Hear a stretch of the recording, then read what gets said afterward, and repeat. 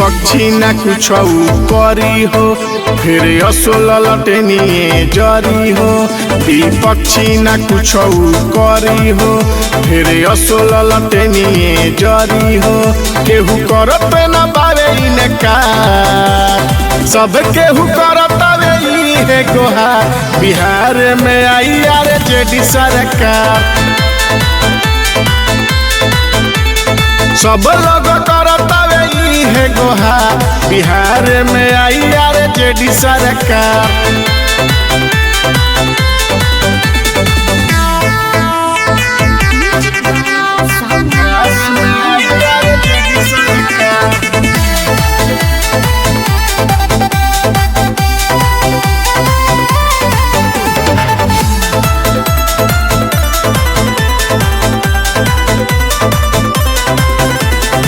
जनता के रक्षा करे सुनो हमर भाई।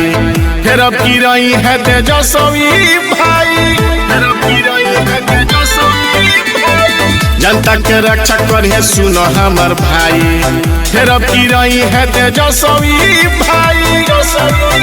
यही खातिर लोग रहे तैयार सब केहू करत है गोहार। बिहार में आई आरजेडी सरकार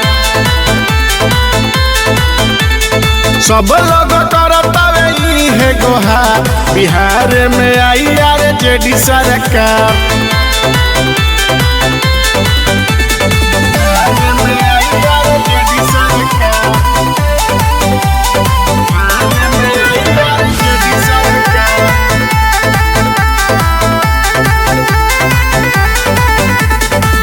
युवा नेता होंगे तेजस्वी। शिक्षा नौकरी करी है विकास।